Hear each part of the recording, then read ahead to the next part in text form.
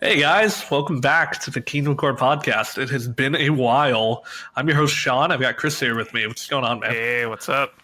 It's been a long time.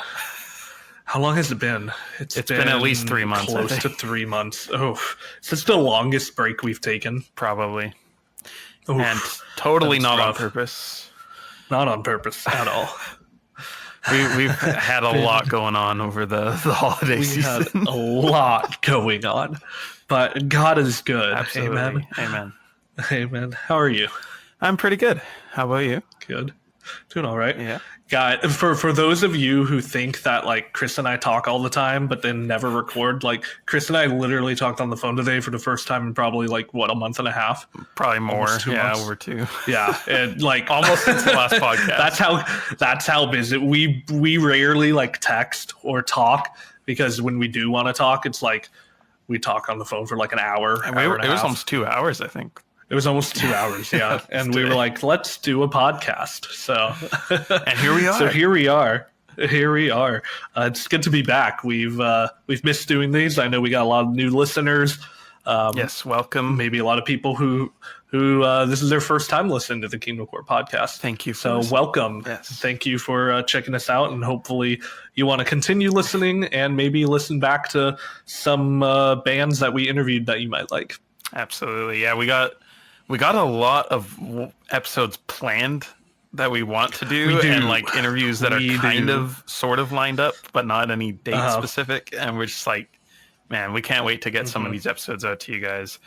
Hopefully, it's going to be a blast. Hopefully by the summer, we'll have like a nice chunk of, we better, because I'm having a kid in the summer. So, and I'm going to be like, I don't think I've announced that on here yet. I've announced it on the page. Yeah. Well, I mean, it's been that long. It's been that long. It's been like 3 months, and my wife is like 4.5 months pregnant. So she's done like a third of the cooking in the time since we last did. Yeah, I know. I preemptively took my paternity leave. Yeah, so that means when you have your baby, you cannot stop posting like less than 2 or 3 reels a day on KingdomCore, because you've already had your leave. It's true. That is true. Sorry, babe. Christian metal comes first. Yep. That's what we're naming the kid. Christian Metal Ely. CM. I mean, hey, that could work as a good CM. There we go. Yeah. Punk in the middle name. So Chris, was that Punk as the middle name? CM Punk. Isn't that a wrestling There's not name? much Christian Punk. I don't know. I don't watch wrestling. I don't either. I just like sounds like it. Yeah. Oh man. So today. So we actually, in all honesty and transparency, we tried to hit up some bands like really last minute. I actually felt bad. I was like, hey, I know this is like 5 hours away, but we have an opening if you want to be on the show. But yeah, like I didn't expect anyone to say yes, so they didn't. So we have this backup plan. Chris, you want to tell them about the backup plan? Yeah. So Sean put out a Instagram story post asking for questions from you guys, because we want to answer your questions. We did, I think we did an IG live last year sometime where we were kind of doing a Q&A, but we wanted to kind of do it in a more official, permanent version, as in an episode of the podcast. So we have a bit of questions from you guys. We were asking for good questions, and most of you guys came through. I mean, I actually posted a couple really dumb questions, but he did. Yeah. But we handpicked some here that we're going to go through, not in any particular order. We'll see how our discussion evolves and how long it is. We don't want to go overboard, and we want to make this a relatively normal length episode, probably around an hour. So yeah, hopefully we have some good discussions, and we don't have any backup plan for this backup plan. So if it doesn't pan out, who knows if this episode will ever air, I'm sure. No plan B for our plan C or whatever this is. So, oh man, where do you want to kick us off? Let's see. Let's start us off light. because some of these we need to ease into this. We gotta break off our rust. We need to yeah, for real. Let's see. Let's start right away with the controversial one. K Prong or Prange says he wants to know our most underrated and most overrated Christian metal albums. Oh man, this one. You said you had one. I'm gonna quickly scan my library here and like. Yikes! I actually haven't thought of a underrated. I mean, I could just think of so many underrated Christian metal albums that I could just throw one out. Yeah. But the overrated one always comes to mind, and it is no insult to that band or those artists or even the fans that love that album. Chris, do you have a guess on what it is? We have talked about this before. I don't think I've ever talked about it on the show before. I'm really scared to say it. I feel like, honestly, you've probably told me so many opinions about certain bands that I'm like, what are you talking about? But I don't know. So I feel like there could be at least 20 albums that would fit this description for you. But that's fair. That's fair. Okay. Oh boy. Here we go. So before, let me explain. I am not saying it is not a fantastic record. I am not saying it is not awesome and great. I am just saying, in the context of the rest of their discography and my personal music opinion, I think it is overrated to be placed above other albums that they have. Okay. Breaker by For Today. Boy, those are fighting words. No, just kidding. Tell me how you really feel. I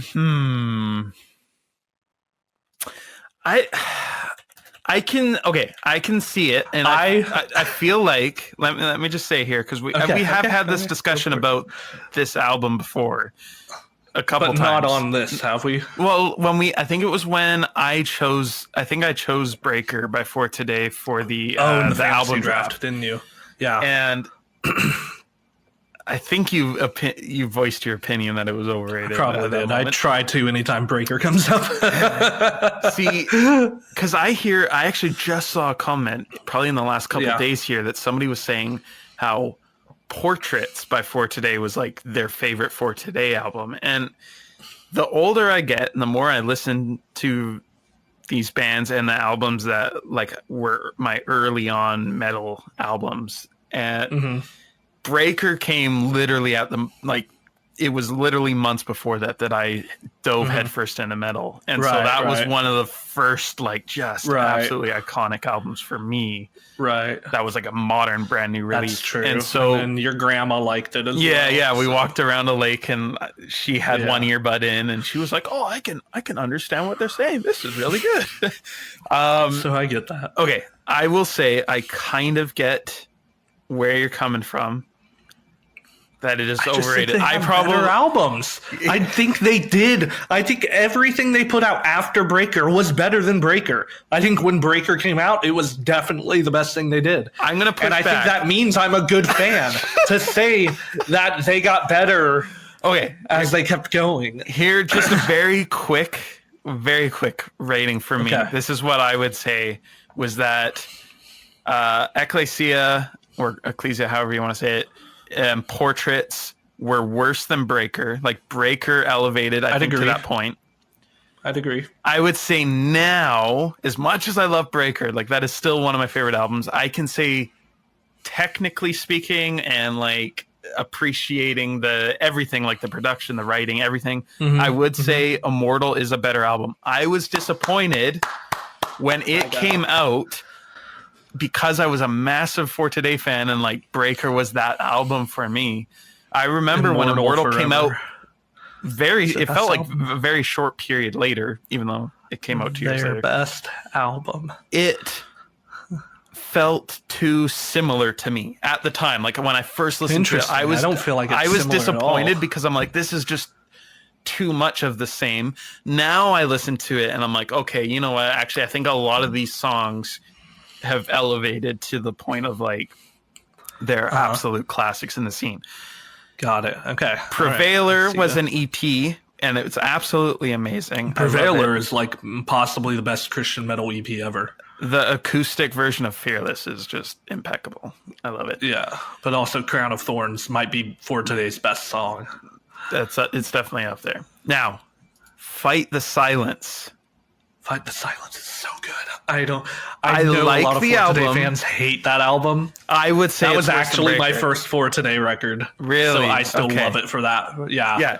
See, I would say it's worse than Breaker. That one, I still like that album. I'm not saying it's a bad album, but like No, I hear you. it went down a little, and then Wake was very different from everything they had ever done. I thought, like, Okay. tonally, Wake everything. is really cool though. I I think if they didn't break up with the direction they were going Yes. with Wake, I think they really could have done something super cool. every once in a while when I put Wake on, I'm just like, oh my goodness, you know what? This was What could have actually been? just such a good album. But like, It was like it's kind of in retrospect almost ahead of its time. yeah, I could see that. But to your point, I can see why you would say Breaker is overrated.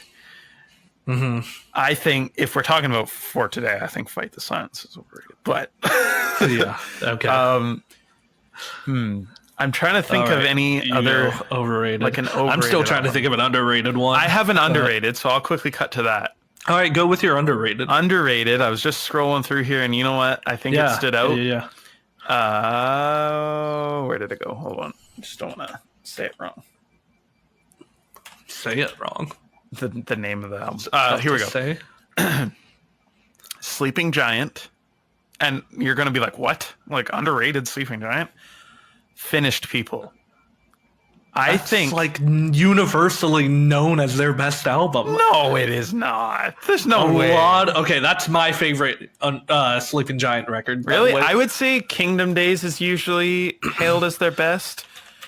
I guess, but that's Or like Dread Champions even. Or Sons of... Like the older Dread stuff. Champs. I don't hear people talk about Dread Champs too often. Really? The older guys Okay. do. The guys who were like 18 in 2007. So yeah. here's the thing. Sleeping Giant, when it came out, like Finished People in 2014, Uh-huh. most of the band outside of Tommy kind of temporarily left. Like, See, I didn't know that. it was all... Okay. Like, when they toured, it was only Tommy that was the only original member. Oh wow. like- okay, I didn't know that. At least maybe the drummer. I'm not entirely sure. But, I like... love Finished People. I'm trying to remember their names. Like, J.R. Bermuda, I think is his name. yeah, I believe The so. guitarist and the bassist, like those two guys that also lended their voice to the band a lot. Both of them weren't there for that album, and Okay. it was so different. And I thought a lot of people, I just saw a lot of people kind of hating on it a little bit, or just not interesting. clicking. And I've always really Gotcha. liked it, but as the years have gone by, I'm just like, you know what? Like I feel like that's a super underrated album because I don't see many people I think talking it's about my favorite it. Sleeping Giant. I like it. I know people who also agree it's their best album. So I think in my circle, that's probably why I'm friends with them, because we both like the same Sleeping Giant album. Gotcha. So, I mean, that was just the one that kind of caught my attention as I'm scrolling through my library here that I would say is underrated, but Okay. just in the people that I've heard. Anyways. Okay. All right. Oh, I think I have an overrated. Okay, go with overrated, and I'll hit you back with the underrated after. Oh, people are going to hate me for this. All right. 1,000-Foot Crutch. Okay, hold on. Everybody's going to be like rolling their eyes. 1,000-Foot Crutch. I mean, I I go think to a the lot wrong, of but- people think I Thousand know. Foot Crutch is overrated. Absolutely. But out of their albums, Okay. and I know, Adam, if you're listening, I'm sorry, man. Oh, you better not say what I think you better not say their best album is overrated. The end is where we begin. Oh my gosh. I we think- have to end this episode. That's like their best. That's their magnum opus. No, well, I don't know. They went downhill after that. They did. Very hardcore went down. I agree. But I agree. I would say their best album, overall, their best album is Welcome to the Masquerade. That is a great record. That is a solid number 2 for me. And that was the one right before this. But like, It was. how I feel like when the end is where we begin came out, they like blew up. Like they were big when Welcome to the Masquerade came out, because they even had the Fire It Up song was in the NHL hockey video game. Like I remember playing that, and it was amazing. Like they were in games at that point. But I think Light Up the Sky was too, though. Maybe, yeah, I don't know. But it's just funny that The End Is Where We Begin. Like I'm not saying it's a bad album. I still love 1,000 Foot Crutch. I don't think they're as corny as everybody says they are. I dig them still. Oh, they definitely are. It's just a matter of whether you're okay with that or not. Well, I'm okay with it because I'm corny too. But The End Is Where We Begin, I think, is just for the amount of popularity it got compared to all their other stuff, especially their like mid 2000s records. It just kind of hurts that those records don't get the love that this one did. That's my opinion. Just because they're not as good. All right, so for underrated, like, are we doing like something in like a bigger band's discography that just wasn't appreciated enough, or are we doing like this band almost nobody knows about it, and I think it's underrated because people? If you have an answer for both right now, you can quickly give an answer. An answer for both. Shoot, but what's the one you were thinking of? Because there's so many bands that are slept on, like beyond slept exactly. On. Oh, 100%. And that's why I was going to say Struggle Well by Mouth of the South. I knew you were going to say that after earlier today. There was your story posted about that. It's just, somebody somebody like posted on their story and tagged me. So I reshared it. I talk about this album every chance I get. It is just, I don't know. I haven't heard another band who did the metalcore, hardcore thing the way that they did. Would you agree? Yeah, no, I mean, it's so who do they sound like? They don't. I can't think of another band they sound like. I feel like there was. Don't say Rival Choir. If anybody doesn't know, they changed their name and kind of made a new project called Rival Choir, and it's the same band members, so it kind of had the same sound, but slightly different. I think maybe it's because you got into the scene in like what 2015 you were saying? 20 like if we're talking metalcore, like 2014ish. Okay. I think, and I'm not saying that there's a lot of bands that sound like Mouth of the South, but I think in the 2008 to 2012 there was a lot of like unsigned small hardcore unknown bands that kind of had a similar vibe to them, but none that like got signed and got somewhat recognized. Really, they were. I was the kid who was just on Google searching for every possible existing Christian metal band.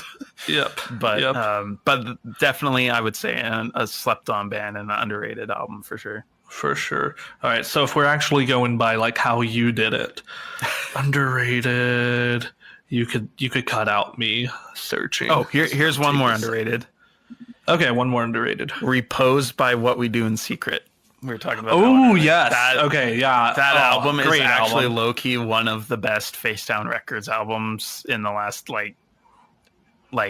I'm not saying it is the best. It's just 5-6 years. Yeah, in the last 5 or 6 years. Actually, it's so good. That's probably the most underrated out of all of the releases since I would agree. Yeah. I would agree wholeheartedly.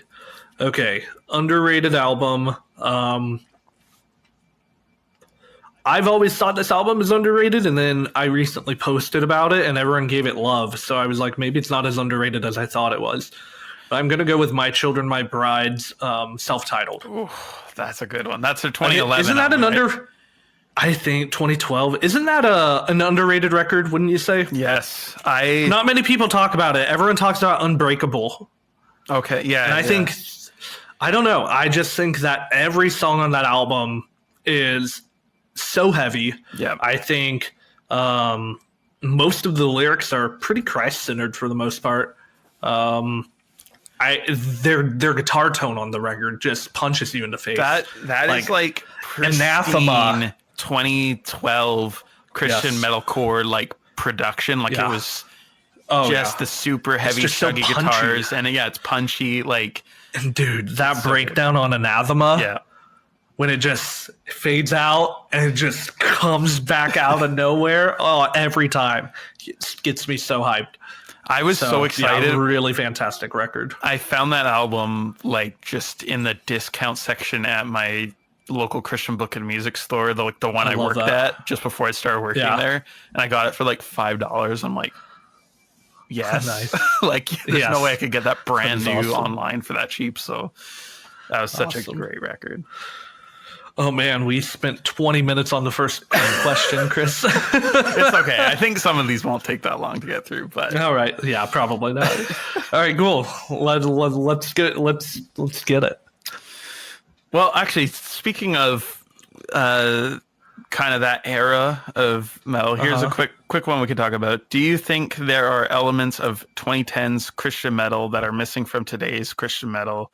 Or what caused the shift from 2010s to 2020s? And we were kind of briefly discussing this right before we started recording. And because maybe it's not worded in the easiest way to understand, but what I take from that question, maybe it's something lyrically where there's not as many bands being super bold and open about their faith.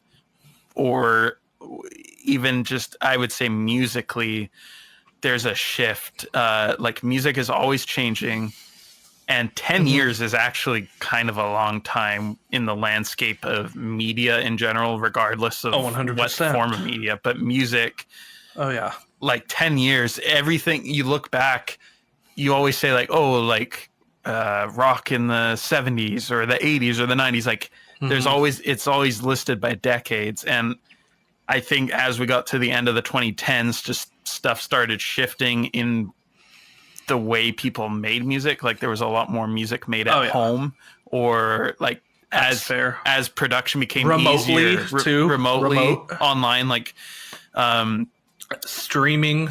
Also the way music is bought, the way it's shared, the way it's made, like everything has changed in the last 10 years, but even the last 6 or 7 years for sure.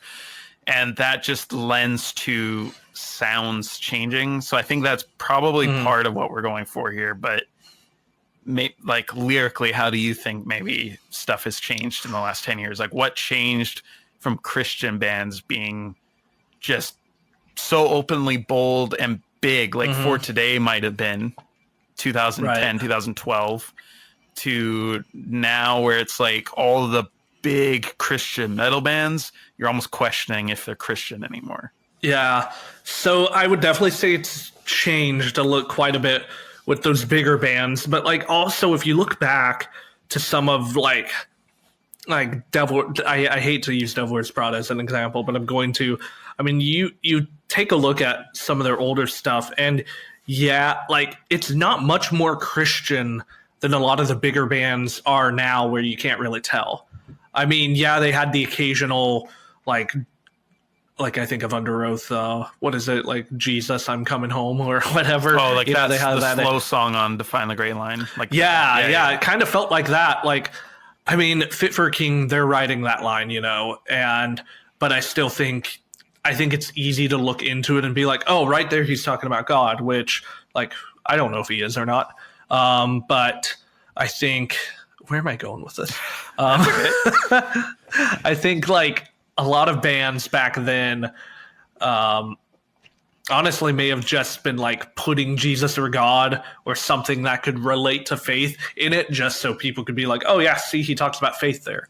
Whereas now, and that would like keep them in the Christian scene. Whereas now they're trying to distance themselves, and they don't really want, they want to write about faith without it being obvious. Whereas back then, they wanted to be a lot more obvious. I guess that's what I'm trying to say. Yeah. Does that make sense? Well, yeah, because for a time there, especially in the late 2000s, that was almost the popular move, because it was. A lot of the bands were on Solid State, like Under Oath. True. And I mean, August Burns Red, Hasted, like, and even Rise had some Christian bands. Yeah, and like it was almost, I saw somebody made a joke about this recently where they're like, Christian metal was the only genre that like that we just gave Christians to them. Took over, and we just let them. Yeah, we just let them take it over, because it's like for a long time there, most of the top metalcore, specifically metalcore bands, they tended to be Christian or came from a Christian background, and everybody wanted to label every single band Christian.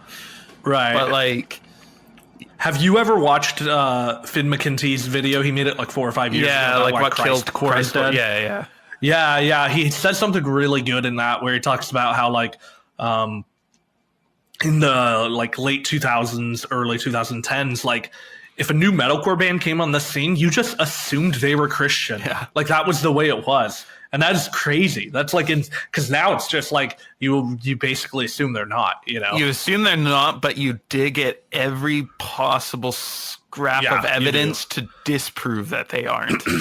Like, that's true. Like there's still I think there's still a small niche in the scene, but I think a lot of people that follow KingdomCore or For the Rock, like, we get asked that a lot, like, oh, what do you think about this band? Or like, this band is still Christian, right? And like, I think this is where pages like Pastor Rob, when he was active on YouTube, and talking about discernment and what we listen to and how important that is, because it's important for everything in life, and especially what media we take in. But if we're trying to label something Christian, like, we can have different opinions on what it means to be a Christian band, or is this Christians in a band, or all that kind of stuff. But it's like, if we're trying to argue for the fact that something is Christian when it's kind of on the fence and we don't really know, it's like, unless we find out what that artist's heart is behind the music, or you know, where they stand even personally, because I've seen so many Christian bands, and I don't know if we should name drop, but there's some specific ones even in the last couple of years that everybody was saying, this is a Christian band, and then they come out and they just say, no, like, we're not even Christian. Like, the people aren't Christian, or the person isn't Christian. Like, and at that point, it's just like, how, like, it shows that we were or not necessarily us, but like as a whole, as a scene, like how much easily we can get duped into believing certain things. But it's like, true. You gotta, you kind of have to, like, I don't know. There's so much to it. Like, instead of just asking blatantly, like, obviously nobody wants to be that person. Are you a Christian band? Oh wait, actually, there's that one page that does that. Yeah. And I think, like, I'm not going to claim this about everybody in the scene, but I think a lot of it stems from just a general lack of biblical literacy.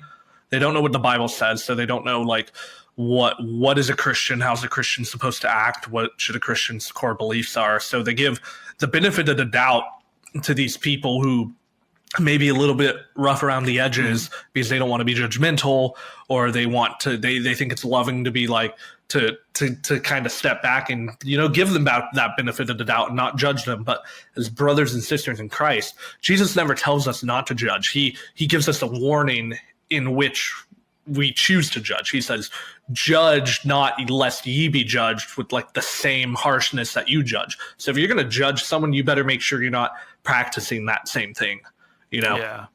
And so that being said, I think people get on one side or the other. They just judge every single band member for making a mistake or saying something that maybe they wouldn't say. Or on the opposite end, they just let that band member do whatever they want, and there's no accountability. There's no, because there's love in showing someone that what they might be doing might be wrong, you know? And so there's love in that accountability. And I think we have both an overcompensation in accountability and a complete lack of accountability. Yeah. And we need to find the middle. I can absolutely see that for sure.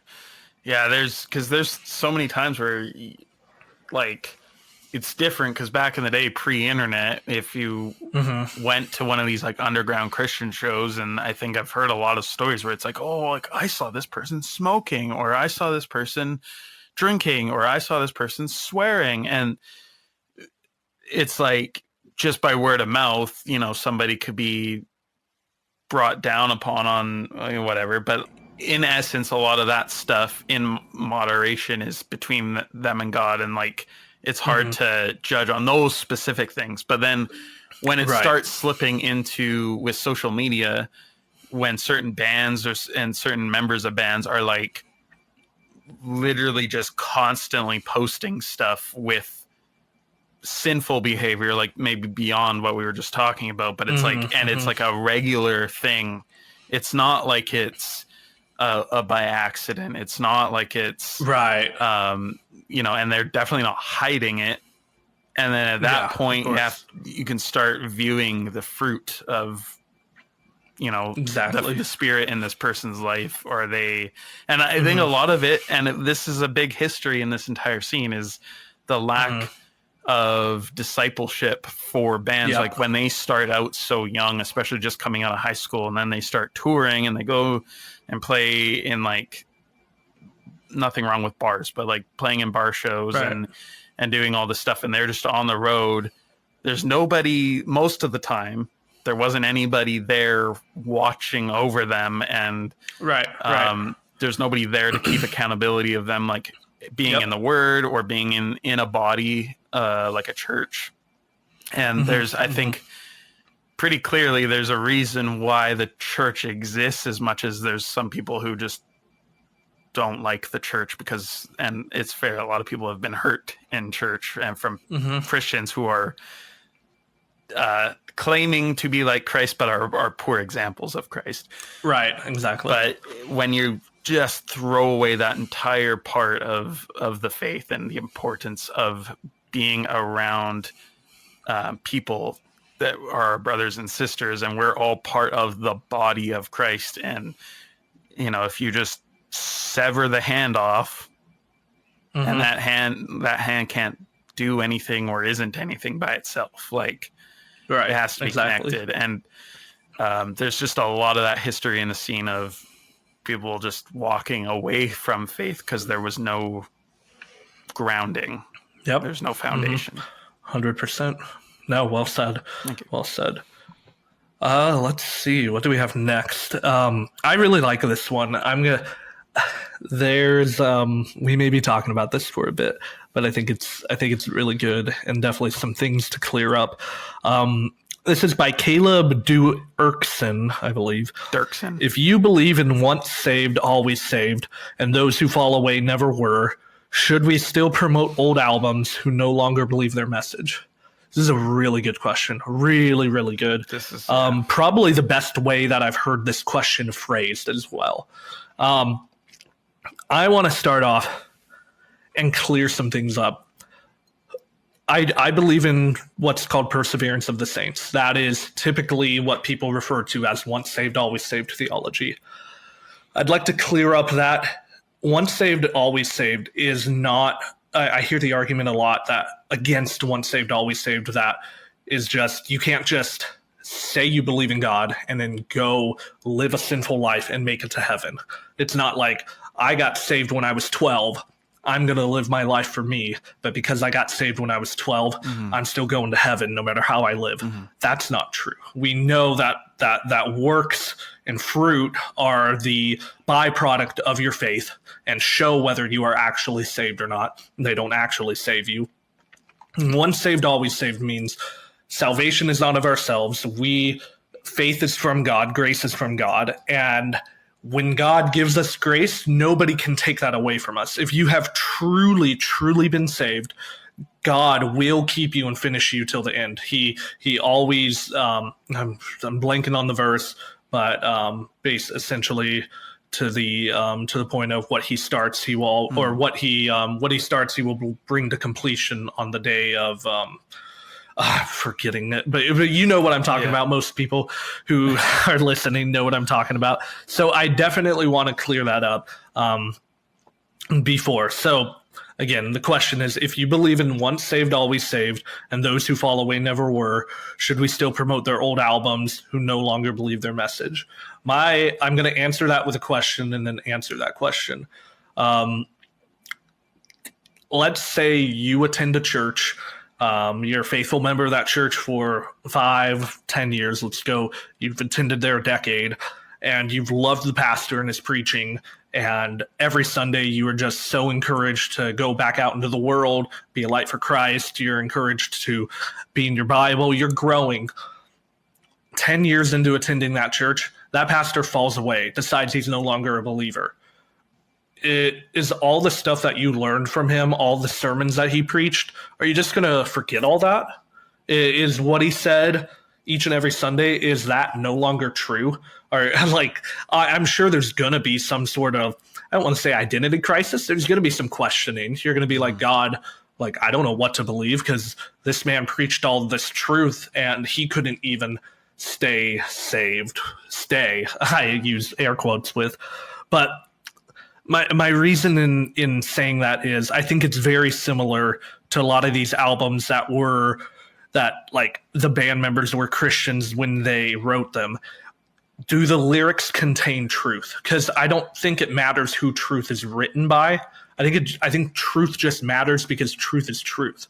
You know, Paul says when he's in prison, I forget which book it is, but he doesn't care that there are people preaching the gospel with false motives. He just praises God that the gospel's being preached. People in those times were preaching the gospel while Paul was in prison to spite Paul because they knew how much he wanted to preach. Yeah, but he didn't care. He just cared that Christ was being preached. And he was saying, like, if they're not against us, they're essentially for us. Like, if they're not actively anti what the message is that they were preaching.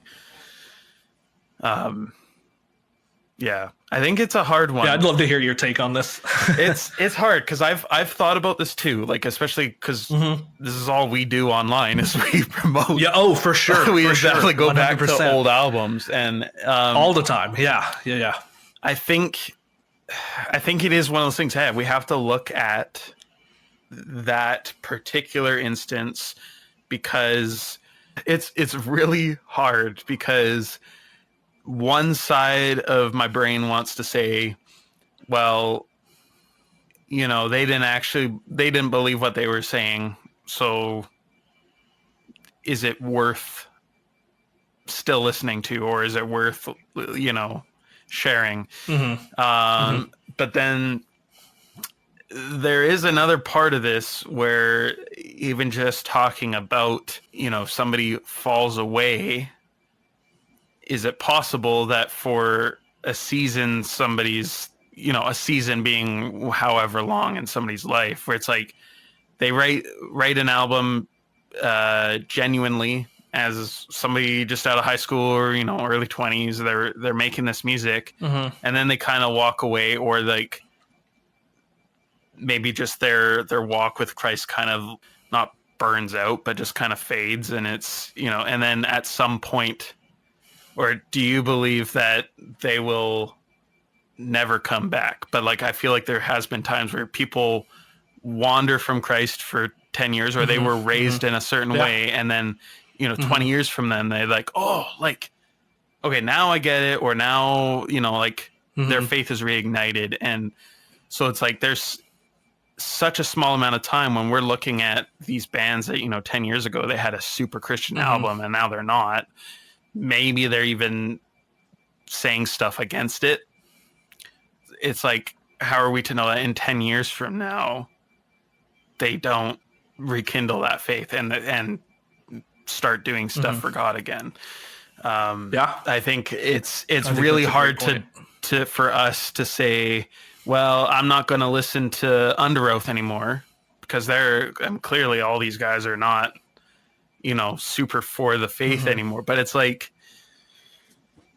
you never know. 20 years from now, it's like, I think that's probably part of the thing in the scene where it's like, we need to pray for them.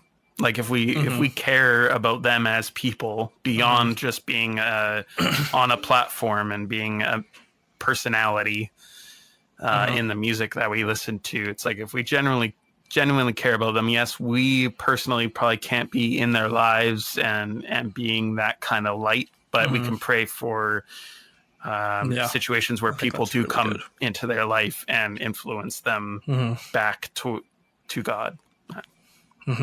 Yeah, I think that's great. That's awesome. But yeah, there's definitely a lot of sides to this. Like there are for sure. I think that's the easiest. I think that's the best way to approach this question, just head on. Yeah, I think just one last thing is like, I think there are a couple bands that their earlier work whether or not they were genuinely Christian or not, like whatever I thought of that music when I first listened to it, and then now, certain bands, by certain actions that they portray now, taint their history a little bit in my mind, where I just I don't like it as much as I used to. And that doesn't necessarily mean maybe we couldn't share it anymore, but certain bands in certain situations with their music, certain things come to light. And just as a random aside, this could be like how there's a lot of authors or pastors, like big time people that everybody knows, especially in the mega church world. There's a lot of what seems to be like moral failures from pastors, or like scandals and all that stuff. And it's like, in light like this, it's like, now you have to question, it's like, was what they were saying truth at the time? And I think a good example of that is Ravi Zacharias. Yeah, for sure. Absolutely. That's one that, because I always looked up to him, and that shook me quite a bit when that all came out, to the point where I didn't want to believe it until like they actually had the real testimony from the victims. But that's where I started, like, and that's actually where my mind went when I first read this question. I'm like, well, does this mean that what Ravi Zacharias, everything I learned from him about theology, apologetics, and evangelism, and all of this, does that mean all of that does that all just fall by the wayside? Do I forget all that, Yeah. But no, that's why Scripture, that's why it's so important to have Scripture as our one authority. It's that Scripture is the standard of truth. So is what these people said line up with Scripture? If so, great. Then it was truth, and we don't need to discard that. And if it doesn't, then we shouldn't have been listening to it anyway. And I think, there's also a part of it where it's like, how deep and active were they in their failures? When, I mean, we're all sinful. Like, you and I have sinned probably today. Everybody listening has. So there is probably during this podcast. So like there is a level of like grace to share, right? Like, and this is God's 100% grace over us. But especially when you're in leadership, and that's the thing that we're taught too, is like teachers have a higher level of accountability, and if they are head deep in like the worst things that humans could do, it's like, I think in most cases you would probably be able to see something wrong with what they're teaching. Like, it's probably not going to be 100% truth, but then it is kind of like, well, in like Ravi Zacharias' case, it's like how long before the end? Like, was it the whole time that he was been popular in the last 20 years, or was it like, I can't remember exactly the timeline of it, but it is kind of hard where it's like, if you look back and it was like, oh yeah, that whole time that they were like, these books that I read or this message they preached, and they were in the middle of it, it's kind of hard to look back at that and be like, okay, I'll listen to it. For sure. Definitely. Anyways, that got really deep. No, they're going to keep getting deep. Dude, we're already like 45 minutes in. We're going to make this episode over an hour. I like this. I mean, honestly, we could make this a double episode if it really goes that long. We could, possibly. We'll see. Cool. I just asked, so now it's up to you. Okay. Let's go for a quicker answer this time. Let's see. 14 Kaleidoscope shared this. When spreading the gospel, what unique strengths does metal have compared to Christian contemporary music, CCM? This is a good one. Initially, when I read this, so every gospel presentation needs a few things to be a true gospel presentation. You need to present sin and the law, so man's fallen state before God, the 10 Commandments, how we've broken those. You need, and that lays out the need for grace. You need to lay out God's wrath, so you need to lay out like because we've fallen before perfect and holy and righteous God, and he's just, sin must be punished, and so his wrath is hell. So every gospel presentation needs hell. it also needs the cross, and it needs the grave, the empty tomb. It needs all of that.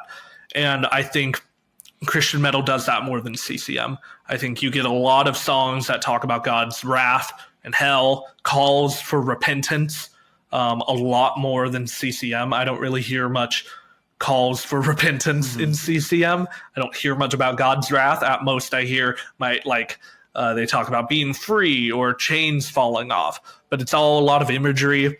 I think a lot of CCM is just trying to make your mood better in a lot of ways, and doesn't really talk about the fact we are sinful, but God is good. It's a lot more self-centered than God-centered, you know. And I think that kind of mindset of making us feel better and improving our mood, and that a lot of that translates from CCM, just standard contemporary music, into our modern worship music a lot of the time, where it's not really worship even, because it's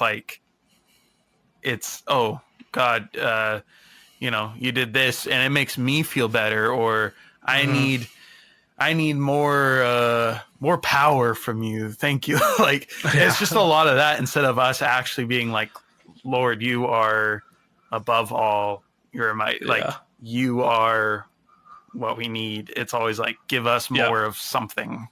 And Holy Spirit, you're welcome here. Well, I bet the Holy Spirit is really glad you gave him permission to come into your church. But it's the Holy Spirit don't need no invitation. Yeah.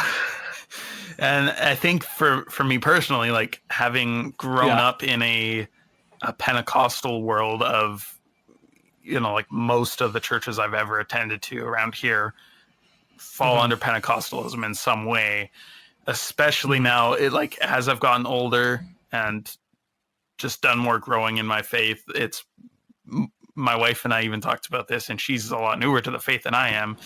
And she even notices it's just it becomes so much more and more and more about us in worship. But then also when I throw on the Christian radio station, the one that we have on our car radios here in this area, it's horrible. All it is just I don't know. They even have a segment on this Christian radio station that's about health and wealth, and it's are you really not even going to try and hide it? You're just going to be that blatantly do they just play a Joe Osteen clip? No, they're not like that even, but it's crazy how just obvious they are about every clip they play of a caller calling in and just saying how great their radio station is. It's gosh, I always feel so blessed, and it's always so uplifting, and it turned my day around and made me feel good today. And it's I think there is a place for that. Did it turn your eyes towards Christ? Yeah. That's what worship and is. It's just it's hard. And not all CCM is necessarily worship. I'm not saying not all CCM's that way. It's like metal. It can be, generally something related to faith, but it's Christian contemporary music isn't just worship, but we're talking about the worship aspect even. But I agree with what you said. It's we don't hear a lot about repentance and sin. I feel like there's a couple songs here and there that talk about our sin, but it's just in passing, a quick you saved us from our sin, and then that's about it. Yes, exactly. Yeah, definitely. Cool. So metal is just cooler, and also it is. The aggression and everything allows for, I think, more in-depth talk about stuff that's difficult and darker. CCM is bubbly 100%. And light most of the time. It is, yeah. Let's see. This is from Mullet Stash. He asks, do you think ministry and music should come supernaturally, or that preaching and prayer is more effective? And he put the super in brackets, so he was kind of saying, should it come naturally / supernaturally, or that preaching and prayer is more effective? What do you think, Chris? I think this is hard, because I feel like there's bands that have been evidence on both sides of this. Like, I feel like there's a lot of bands that I've seen in the history of this scene that, you know, they'll say, oh, you know, we're a Christian band. We believe that God loves you. Like, if you want to talk more about that, come and hang out with us, or come chat with us over at the merch booth, right? And I think in a lot of contexts, it's like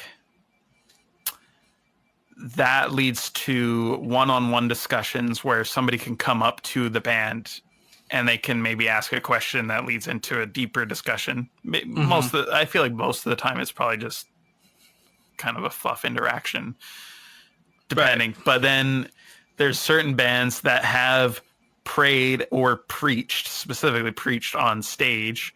Like For Today did that a lot. And I think that also made a huge impact. Like, I think you can get impact from both ways of it being more just natural, and like, you know, those who are interested maybe can come up and talk to you one-on-one, or you can be boisterous and just not care what everybody in the room thinks and just say it. And, you know, I think you can reach/impact people in both ways. And I think it depends on the band. But I almost wouldn't say necessarily one is better than the other tactic. But yeah, I don't know. What do you think? I think there's got to be gospel somewhere in what you're doing. If you're calling yourself a Christian band, it's got to be in your lyrics, or it's got to be in your fan interactions at the merch booth, or it's got to be on stage, I think. I don't think it's...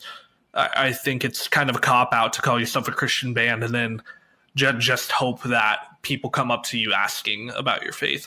It reminds me a lot of the cliche that I hate, which is preach the gospel at all times, and if necessary, use words. It's like that scripture directly disagrees with that, because we know that I think it's in...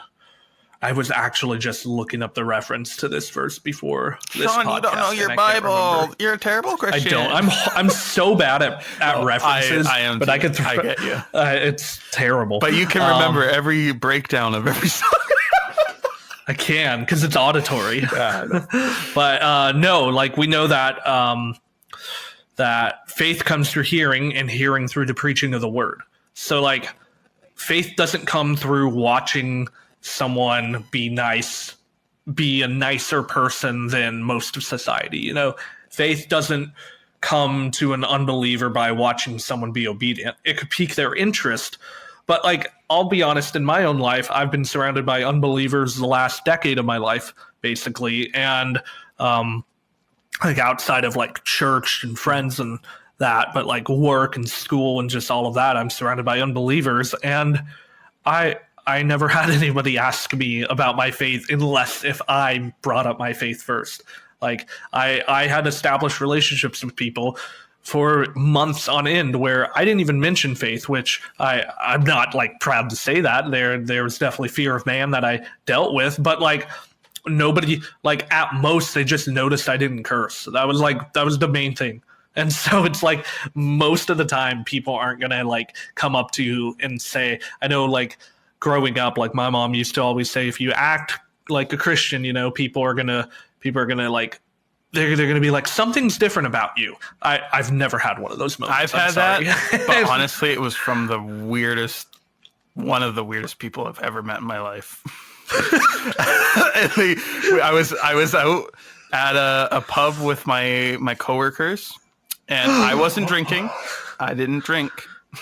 Not, again, you can have a beer or whatever, that's fine. I think I just had some pop and a burger or something like that. But soda, sorry. Most of you won't understand what pop means. But I was there with them, and one of my coworkers had just started dating a woman that was strange. We all kind of thought she was a bit strange. But she came along with all the coworkers, and we're all sitting at the table, and she's going around one by one. And she's like, she's like, yeah, I like almost reading us in a way, but not intentionally being like, She's I'm an going to empath. give you a reading and being super psychic and all that. But she's just like, Let me see your phone. yeah, she didn't do that. But she all of a sudden she's kind of like talking about people and seeing what she thinks of them. Like she's actually telling them like, oh yeah, I think you're great in this way or whatever. And then she like goes like this. If you're watching the video, she's just like, she's turning. She's like, and you, there's something different about you. I was like, oh. To which you said, there's something different about you. I'm like, well, thank you. I'm like, it's. I was thinking in my head, I'm like, it's probably because I'm It's Christian. genetic. But I mean, Yeah. that's probably what you're noticing. But yeah, it was interesting. That's funny. But you get what I'm saying. Yeah. Like, real Christianity and evangelism requires action and words. It requires words.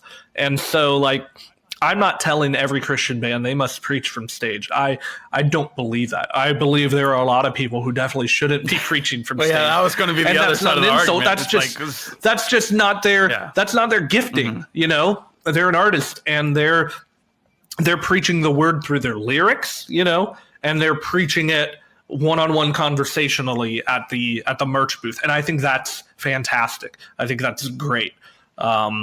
So yeah, that's my response to and it. I think that's also to say like bands like Sleeping Giant, sorry, not Sleeping Giant, like For Today, like Maddie, like Sleeping Giant preached. yeah, they too. preach too. But in the case of For Today, it's like they were probably like the most preachy. I feel like actually like preaching on stage. Oh, for sure, yeah. And it shows Maddie had a pastoral heart. Like he was being called to be a pastor, and when the time for the band was done, he became a pastor.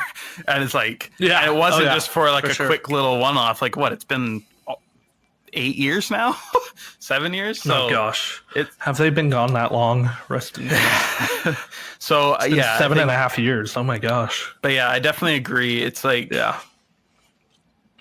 yeah, the words that it should be there. And yeah, cool. All right, we only got like a couple more questions, don't we?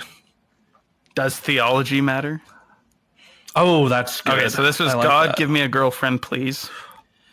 That page. They have some good music recommendations. No, it's but just I it's funny, always yeah. die at their comments. But does theology matter on Christian metal / music in general?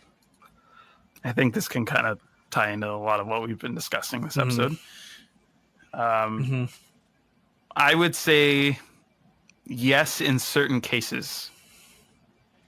So it depends on what those your cases? goal as a band and honoring God with your music. And like I'm open to Christians making music that isn't blatantly Christian, like it's like, you know, super preachy sounding or like super overly over the top about God and like talking about other things. But I do think that Christians should be making music with the mindset of honoring God with their talents and like not like, I feel like I've seen it a lot. Oh, we're just trying to do this for fun. We're just having fun. We're just, you know, we're just playing music. It's like, I think that sometimes can be a little bit of a, not a cop out, but just like, You're kind of missing the point. you're missing the point. Like God gave you the talent. So in whatever a Christian, whatever we're doing, we should be doing to the glory of God. And we don't. Yeah. We all, I think the parable of the talents Yeah. is a really good one. and it's like, we don't always do that. You know, we don't always 100% all the time doing everything to the glory of God. Right. But I think especially with music and this whole topic of music, and it's like I think when you take a look at different forms of media, whether it be like movies, books, video games, music, I think there's something, I've always believed that there is something inherently a little bit different about music. Like I think that just ever since the beginning, like there's been some sort of music, like music is more universal, where it's like it's recognized across the world, across different cultures. Like there's something. Music has no languages. Yeah, exactly. Like it can transcend all the barriers of everybody. Like, so I think when a Christian is not intentionally using their gift of being a musician and making the music and keeping their faith in mind, at least whether or not the music's directly about that, it's sometimes like, I don't know, it just takes away from the impact that music I think could have, whether or not it's specifically leading, like helping somebody deepen their faith in Christ, or even just pique their interest in Christianity and eventually becoming Christian at some point. But it's like, if they're just doing it for fun, it's like, I think that just kind of eliminates your impact most of the time. No, I think that's good. To piggyback off of that, does theology matter in Christian metal and music? No, you're fine. Yes, let me explain. I mean, what is theology? Theology, I mean, if you just break down the word in Greek, it just means the study of God, very simply. So the study of God matters in everything we do as a Christian. If we're writing music, obviously not every song has to be some big spiritual worship song or about God. But if we're going to be writing about God and writing about faith, I hope you have a correct theology on who God is and what the Bible says about him and what the Bible says about man. Right. Yeah.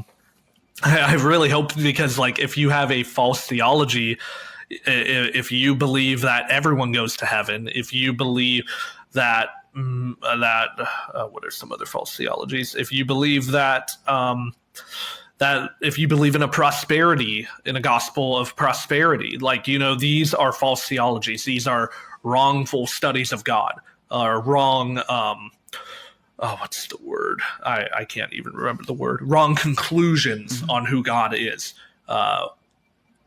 when reading scripture. And so theology definitely, I don't believe you need every song to be about some deep theological concept. That's not what I'm saying. But I think the overall tone of your music and how you approach your lyric writing, you better make sure what you're saying about God lines up with what God says about God in scripture. And so that's where I think theology matters in Christian music. Wow, well said. That was great. Yeah, I think with this entire episode and this entire subject that a lot of this is covered, I think sometimes I get messages, and I'm sure you get a billion more of them. Like, some people are like, "Oh, well, why don't you talk about this band?" Or will you check out my music? And then maybe we don't. I mean, we're both insanely busy at times. But it's like, so we don't always have time to respond to every message. And, like, if you're listening and we haven't responded to one of your messages, like, it's not personal. Like, we sometimes it just gets I just got caught up on messages. Yeah. I had like 30 unread for like a month. I felt so bad.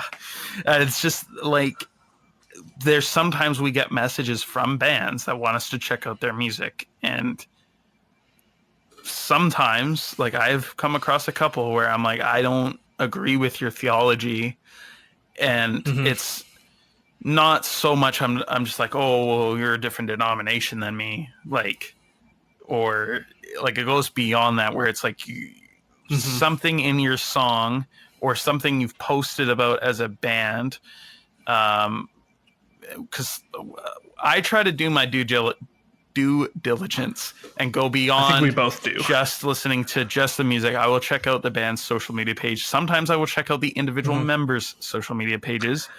Yeah, I'll do that too.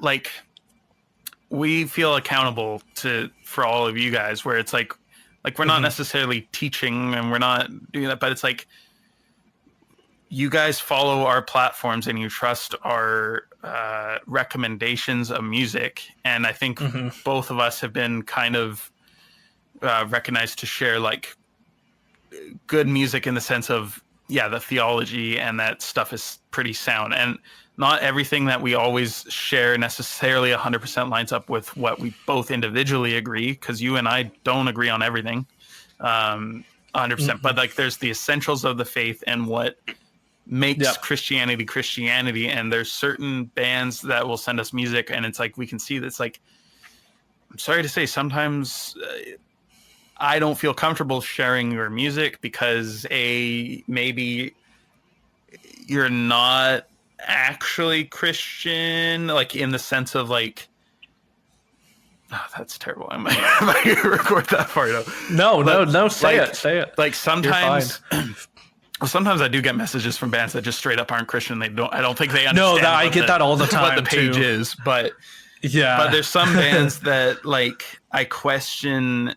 Like, I don't know if you're necessarily mature enough in the faith to understand why something that you're saying isn't quite there. And if I then share your music and people question that when they see it, I'm like, well, either I look kind of foolish for not looking into it, or that band / person, whoever it might be, like they might get not necessarily hate on, but like sometimes the Christian metal scene and everybody wants, like sometimes we can get heated over a lot of little things and go too far with certain things. So we want to try and avoid that, even on behalf of other people. And like early, I will take the flack from a band up front so that you guys don't have to do it in the comments when I post them. Yeah, and it's just so there's a lot of stuff that we have to take into consideration before sharing most bands. And there's certain bands that Sean and I have disagreed on with, like, oh, should we share this or not? And you know, we discuss it, and like we have our personal convictions, but we always do try to do our best to like, we're not just throwing it out there just because, like, we're not not at all. And I think this comes back to the question. It's like theology matters. At least be Christian, at least be like on point of the essentials of the faith. Because there's some bands that I've shared or haven't shared because they had a weird stance on something that I just completely don't agree with my personal lack of a better term, like denominational beliefs. So we question it, but sometimes there's just bands that we don't believe the same thing. And at that point, when it's like that serious and that big, sometimes it's just we can't give our backing. But again, it's not anything personal. It's just we need to be accountable for what we're sharing and what we're posting. And we hope that with your guys' trust that we've earned that trust, but we don't want to break that trust by being reckless. Yes. Well said. Well put. That you put that way better than I struggled to get my words out. Thank you for that. No, that was great. You said, I was like, preach, brother. Like you were saying everything like that I wanted to say for a long time. So that was really good. Thank you. We're running late here. We got time for one more fun question to end this episode on. All right. Okay. This is a quick one. All right. This is from JohnMattg. Who is the Christian band right now that is one more great EP or album away from blowing up? I got two answers for this. Okay. I'll let you go first. No, I don't even have one right on the top of my head. Okay, so you're good. Go for it. You want me to say both or just choose one? Yeah, you can say both. Wait, like okay, one that's one EP away and one that's one album. Is that what you're saying? He said EP/album, so I'm just saying. I don't think any band is an EP away from blowing up. I think every band is an album away from blowing up. That is kind of true, actually. Oh shoot, Earthgroans just took a stray. Sorry. I love you, Jeremy. That's not what I meant. I think Confessions of a Traitor is an album away from blowing up.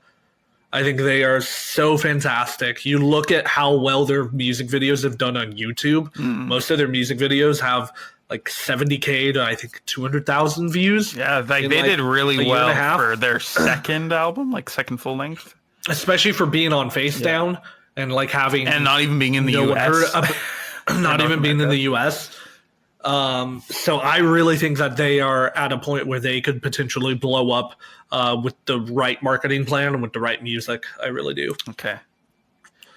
I'm still, and I think Convictions, whenever they put out their new album, because I Won't Survive took them to that place where like a lot of the mainstream scene knows who they are. Got noticed there, but yeah, it's like they are so close to that refinement point of echelon. Yeah, of hitting kind of that upper.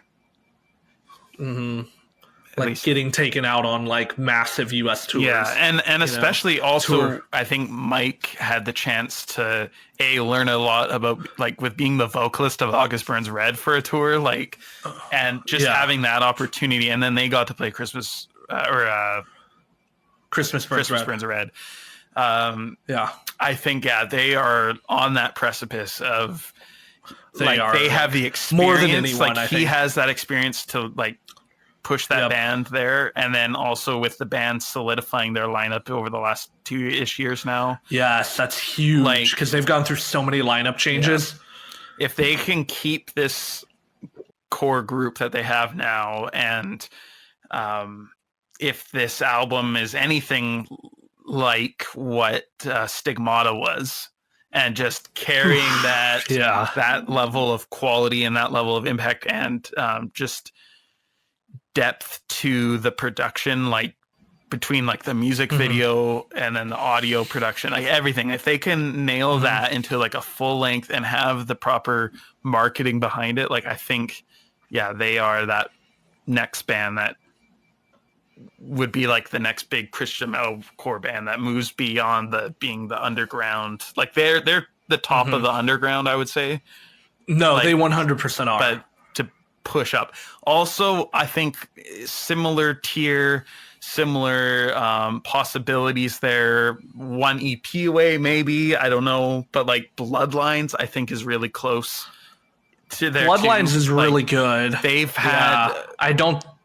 They did play Heart Support Fest. And like that was like the biggest show they got. Yeah.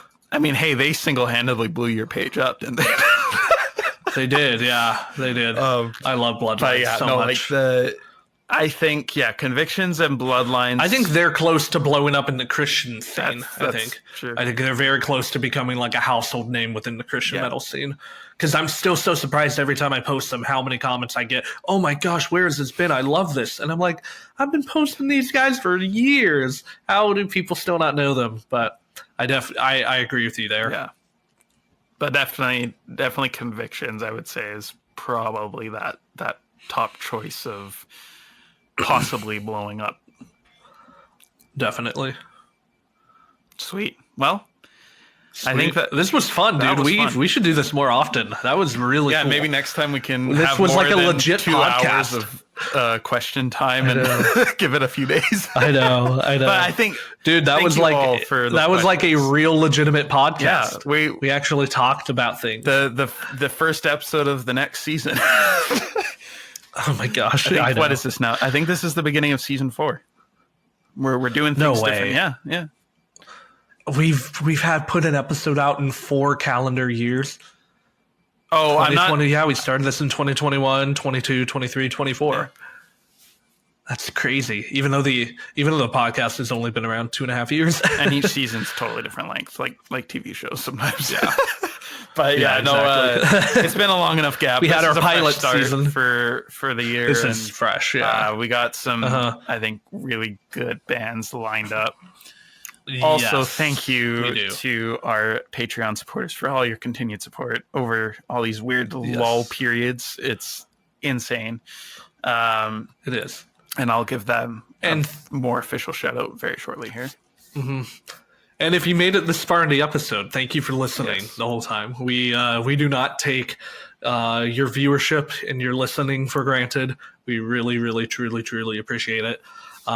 We hope you enjoyed this. Let us know if you guys want more episodes like this in the future. And maybe, And until if then, you guys leave really good questions on our posts or message us or whatever, like we can store away some really good questions for topics on future episodes. So keep messaging us. Maybe we'll invite band members on to have fun and answer these questions. Great too, like to include somebody in these kind of conversations. That way we're not just having bands who have released a new album. Yeah, but we have so many to catch up on. We have a lot. Yeah.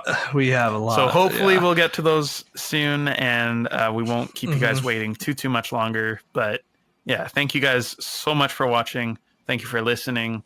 And we will see you all again real soon. Peace.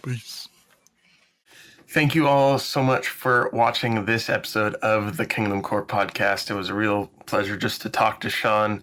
Hopefully you guys enjoyed the conversation. Hopefully you got something out of it.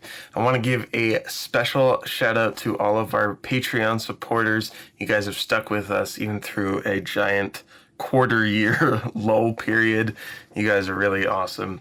Hopefully, like we've been saying, we can this year get better with the perks and actually keeping on top of that stuff. So our core givers for this period, we had Ben Archer, Fabian Richter, Daniel Harding, Steve Michalowski, Anthony Kuchma, Frankie Blocker, Aaron Peter, and Robert Heck, as well as the Dead Pedal Coffee Company. Thank you for sticking by us with all that you guys do to support us.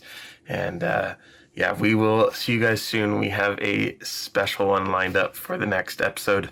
All right, peace.